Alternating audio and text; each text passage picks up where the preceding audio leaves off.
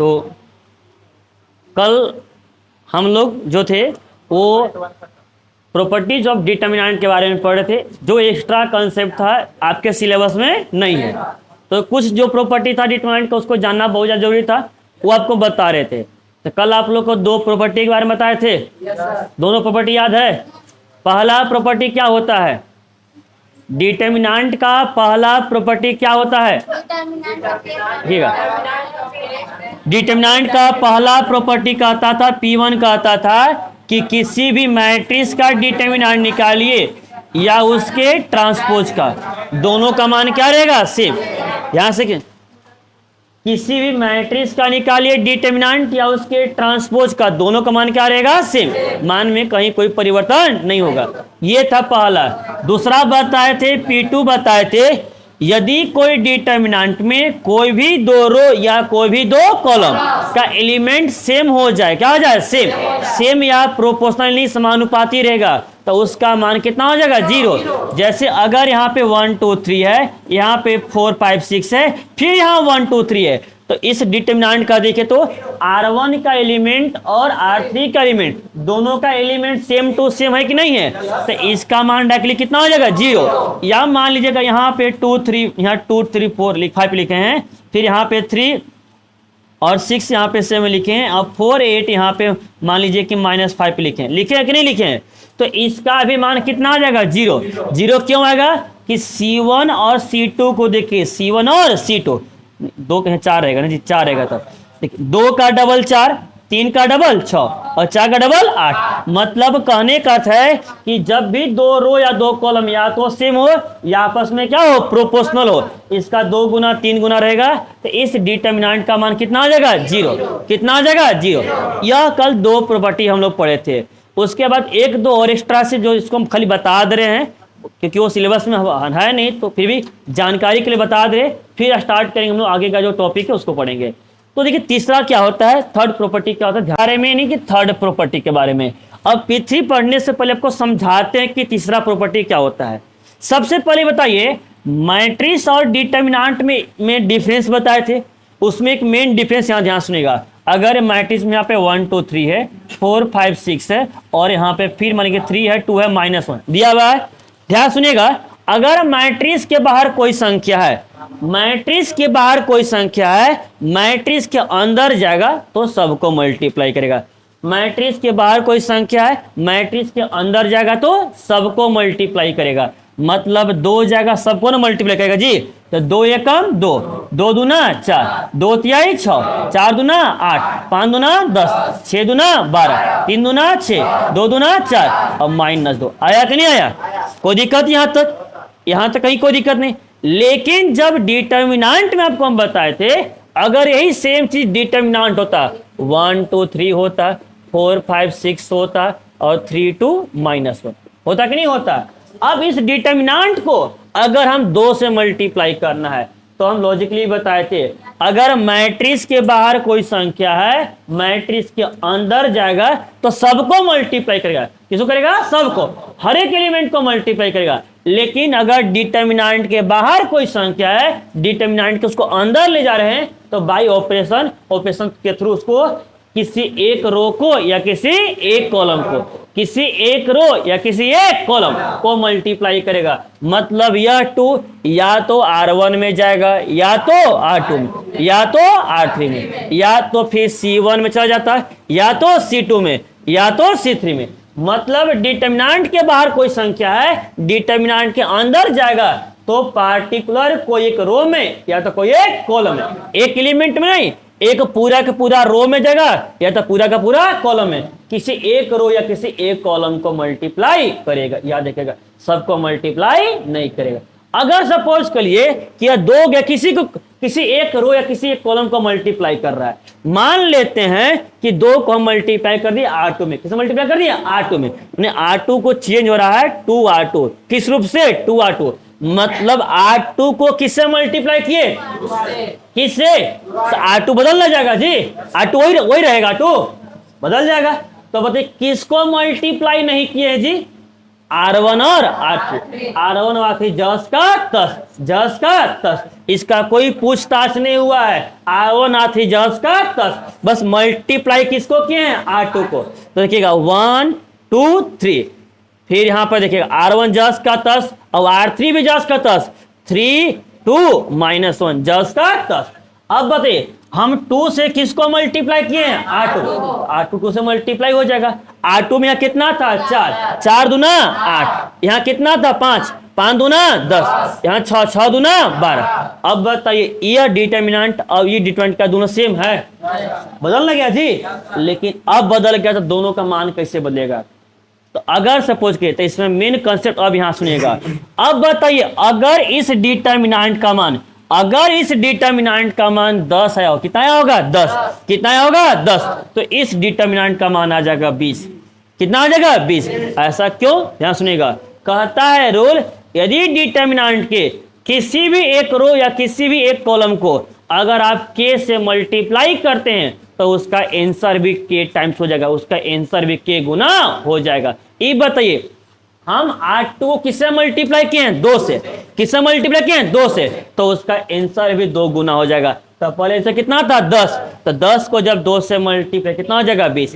अगर सपोज कर लीजिए किसी को भी मल्टीप्लाई करिए, हम अगर मान लीजिए यहाँ पे C1 को भी मल्टीप्लाई कर दिए 5 से, किसे कर दिए? 5 से, तो उसका आंसर कितना हो जाएगा? 5 गुना। कितना हो जाएगा? 5 गुना। तो पहले से कितना था? 10, अब कितना हो जाएगा? 50। कोई दिक्कत यहाँ तक? अगर हम C1 का जगह पर छोड़कर अगर मैंने C3 को ही मल्टीप्लाई किया -2 से, -2 से किससे मल्टीप्लाई कर दिए? -2 से, तो आंसर भी कितना हो जाएगा? -2। यानी पहले 10 था, 10 को -2 से मल्टीप्लाई किया, कितना हो जाएगा? -20। अगर पहले 20 रहेगा तो अब कितना हो जाएगा? -40। अगर यहाँ हम 10 से मल्टीप्लाई करेंगे तो आंसर भी कितना हो जाएगा? 10 गुना। तो 20 गुना 10 कितना हो जाएगा? 200। कोई दिक्कत यहाँ तक? तो प्रॉपर्टी क्या कहता है डिटर्मिनेंट का कि डिटर्मिनेंट में यदि कोई एक रो है, यदि एक कॉलम को आप कोई भी संख्या से मल्टीप्लाई करें, बशर्ते वह संख्या 0 नहीं होना चाहिए। 0 को छोड़ के नेगेटिव हो या पॉजिटिव हो, उसे माने मतलब नहीं है, बस 0 नहीं होना चाहिए। तो जिस संख्या से मल्टीप्लाई कर रहे हैं उसका आंसर भी उतना गुना हो जाएगा। अगर डिटर्मिनेंट किसी डिटर्मिनेंट का मान पहले 20 था, पहले कितना था? 20। अब किसी एक रो या किसी एक कॉलम को अगर हम 5 से मल्टीप्लाई किए तो आंसर भी 5 गुना, तो 20 5 100। अगर हम 3 से मल्टीप्लाई किए तो आंसर भी 3 गुना, 10 से मल्टीप्लाई किए तो आंसर भी 10 गुना, अगर -6 से मल्टीप्लाई किए तो आंसर भी -6 गुना। कोई दिक्कत यहाँ तक? तो ये पहला ये तीसरा प्रॉपर्टी था। अब इफ एनी वन रो और column, if any one row और कॉलम इज मल्टीप्लाइड बाय के, किसी भी डिटर्मिनेंट में यदि कोई भी एक रो को या कोई भी एक कॉलम को अगर हम k से मल्टीप्लाई करेंगे, then the value of determinant change k time, तो उसका जो डिटर्मिनेंट का जो वैल्यू रहेगा वो कितना टाइम्स हो जाएगा? k times. k टाइम्स मतलब k गुना हो जाएगा। क्या हो जाएगा? k गुना। कोई दिक्कत यहाँ तक? यहाँ तक कहीं कोई दिक्कत है? सिर्फ हम खाली लिखवा दे रहे प्रॉपर्टी। कोई दिक्कत यहाँ तक? अगर मान लीजिए कि मल्टीप्लाई करने से पहले किसी भी डिटर्मिनेंट का मान आ रहा 4, कितना आ रहा था? 4। अगर किसी एक कॉलम को हम 3 से मल्टीप्लाई कर दिए तो अब उसके आंसर कितना आएगा? कितना आएगा? कोई दिक्कत यहाँ तक? किसी भी डिटर्मिनेंट का मान अगर मान लीजिए कि 20 आ रहा, कितना आता है? 20। अगर किसी एक कॉलम को मल्टीप्लाई कर दिए हम 5 से, तब कितना आ जाएगा? कितना आ जाएगा? 100 बन जाएगा। अब उसके बाद देखिए चौथा प्रॉपर्टी P4। P4 क्या कहता है? ध्यान से सुनिएगा। अगर डिटर्मिनेंट लिखा हुआ है यहाँ पर 2 4 5 1 2 0 -1 6 3 लिखा हुआ है। अब ध्यान से देखिए, हम लोग बहुत से एक बताइए बहुत से बचपन में कि हम लोग खेलते हैं और या अभी भी एग्जाम हॉल में खासकर अदला बदली करते हैं कि नहीं करते हैं? करते हैं। बैठने का जगह हो खासकर अदला बदली करते थे, या कोई भी भैया का फोन आ गया, भैया ये लोग फोन लीजिए ना, अपना फोन हमको दीजिए ना, ऐसा होता है कि नहीं? कुछ भी ऐसा चीज होता है तो अदला बदली सिस्टम चलता है। तो अगर सपोज करिए यहाँ पर भी देखिए अदला बदली, अदला बदली मतलब इंटरचेंज। क्या होता है? इंटरचेंज। मतलब इसमें क्या होता है?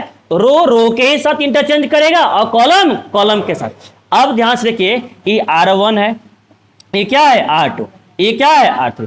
कह सकता है कि R1 R2 मिलकर दोनों मिलकर आपस में क्या कर ले? इंटरचेंज। इंटरचेंज मतलब R1 कहाँ चला जाएगा? R2 के पास, तो R2 कहाँ जाएगा? ऐसा हो सकता है। ये अगर R2 नहीं मानेगा तो R3 की सब जा सकता है ना। तो R1 चला जाएगा R3 के पास, अब R3 कहाँ जाएगा, R1 के पास R3, या फिर R2 चला जाएगा R3 के पास, R3 कहाँ चला जाएगा R2 के पास, या कॉलम वाइज भी तो कर सकता है, कॉलम में C1 इंटरचेंज हो जाएगा C2 के साथ, या C1 चला जाएगा C3 के साथ, या C2 चला जाएगा C3 के साथ। कोई दिक्कत यहां तक? मतलब कहने का अर्थ है कोई भी दो रो या कोई भी दो कॉलम आपस में क्या कर रहा है, इंटरचेंज, आपस में क्या कर रहा है, इंटरचेंज। ऐसा कभी नहीं रो कॉलम के साथ नहीं करेगा, रो रो के ही साथ करेगा और कॉलम कॉलम के साथ ही करेगा। जब भी कोई दो रो या जब भी कोई दो कॉलम अगर आपस में इंटरचेंज करेगा तो उसका मान में देखिए क्या परिवर्तन होगा। मान लीजिए पहले ये था, कोई भी एक ऑपरेशन ले लिए, कोई भी एक क्या मान, किसको चेंज करे बताइए तो, किसको इंटरचेंज करे, किसी को, R1 को। मान लेते कि R1 interchange R3, R1 interchange R1 कहां चला जाएगा, कहां चला जाएगा, R3 कहां जाएगा, R1 कहां जाएगा, R3 कहां जाएगा। तो कौन साइलेंट मोड में है, कि कोई पूछताछ नहीं हुआ है, कौन घोषा के बैठल है, हमारे फूफा जी R2 ना, है ना, अरे बियाह सदी होता है, R2 जस का तस मुंह फुला के बैठल है, क्यों कोई पूछताछ नहीं कर रहा है, कोई नहीं करे के बाद चलना है। तो ध्यान से रखिएगा पहले, तो R1 और R3 आपस में क्या होगा, इंटरचेंज, क्या होगा, इंटरचेंज। तो साइलेंट मोड में कौन रह रहा है, R2, तो R2 को जस का तस छोड़ दीजिए, मतलब 1 2 0।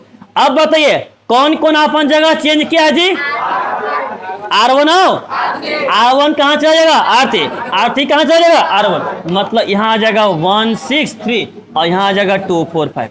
अब बताइए, तो माइनस था ना, अब बताइए ये दोनों क्या सेम है, ये दोनों सेम है। अब बताइए दो रो को हम तो चेंज कर दिए, इंटरचेंज किए ना, इसका आंसर में क्या परिवर्तन आएगा, आंसर में सेम नहीं होगा। ध्यान सुनिएगा, अगर इस डिटर्मिनेंट का मान, अगर इस डिटर्मिनेंट का मान आएगा 10, कितना आएगा 10, तो इसका मान आएगा -10, कितना आएगा -10। मतलब जब दो रो या दो कॉलम को अगर हम आपस में इंटरचेंज करते हैं तो उसका वैल्यू का साइन में क्या हो जाएगा, परिवर्तन। पहले प्लस तो अब क्या आएगा माइनस, पहले माइनस तो अब क्या आएगा प्लस। वैल्यू जस का तस रहेगा, बस वैल्यू का साइन क्या हो जाएगा, बदल जाएगा। पहले प्लस तो अब क्या आएगा माइनस, पहले माइनस तो अब क्या आएगा प्लस। कोई दिक्कत यहाँ तक? अगर पहले -20 तो अब कितना आएगा +20। कोई दिक्कत यहाँ तक? किसी को भी चेंज करिए, अगर हम वो नहीं करते, किसी भी एक को काम करते, अगर मान लेते हैं कि C1 को हम C2 के ही साथ करते हैं, अब C1 को C2 के साथ, तो ये बताइए अगर पहले इसका मान 5 कितना है 5, चेंज करने वाले का मान कितना आ जाएगा, कितना आ जाएगा -5। मतलब अगर हम इंटरचेंज करेंगे तो उसका वैल्यू का साइन भी क्या हो जाएगा चेंज, क्या हो जाएगा चेंज। कोई दिक्कत यहाँ तक? चलिए अब इसी को लिख देते हैं। ये था आपका चौथा property.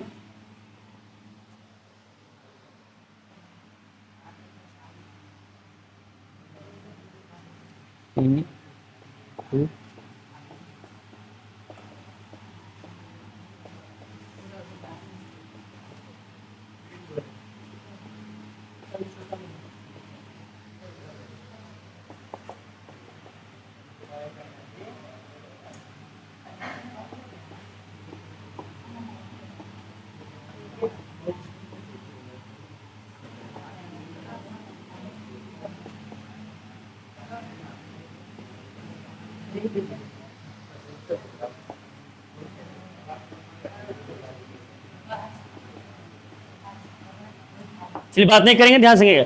If any two row और column of a determinant are interchange, ध्यान सुनिएगा, इफ एनी टू रो और column of a determinant are interchange, यदि कोई दो रो या कोई भी दो कॉलम अगर आपस में क्या कर रहा है इंटरचेंज, कर रहा है interchange, then value of determinant, तब डिटरमिनेंट का जो वैल्यू रहेगा चेंज हैज अपोजिट साइन, उसका साइन क्या हो जाएगा चेंज।